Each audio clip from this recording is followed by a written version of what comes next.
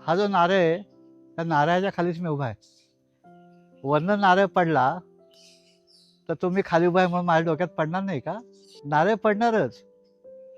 मी इथून चालतोय तसे नारळ तिकडे आहे, तसे माझ्या डोक्यात पडत नाही. आपल्या भारतीय लोकांच्या मनामध्ये असा समज आहे, विशेषतः कोकणातल्या, की नारळाला 3 डोळे आहेत. त्याच्या 3 डोळ्यांनी बघतो आणि माणसाच्या डोक्यात तो पडत नाही. मग कोणाच्या डोक्यात पडतो? तर गुरुत्वाकर्षणाने नारळ तयार झाल्यानंतर जमिनीकडे येणार.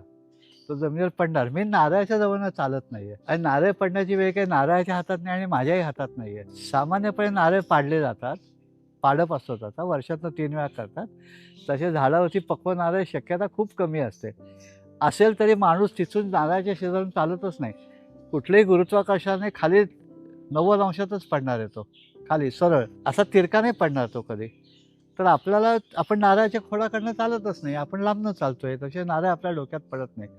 ज्या लोकांच्या मनामध्ये ही श्रद्धा आहे, की नारळ डोक्यात पडत नाही, त्यांची त्यांची असावी. मला स्वतःला अनुभव असा आहे, की नारळ कधीही पडतो. धावळीसुद्धा पडते. आपण त्या नारळाच्या बागेत तिथे 24 तास नसतो, म्हणून आपल्या अंगावर पडत नाही. पण नारळ पडू शकतो.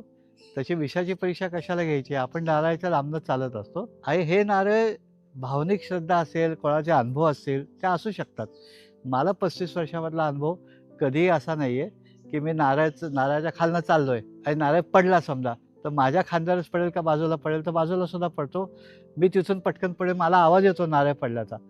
आपली रिफ्लेक्शन लगेच असते, ॲक्शन असते, की आपण लगेच पटकन पुढे सरकतो. हे कायम लक्षात ठेवायचं. निसर्गाचे नियम जे आहेत, ते गुरुत्वाकर्षणाचा नियम हा सगळीकडे लागू आहे आणि नारळ पडल्यानंतर खालीच पडतो सरळ.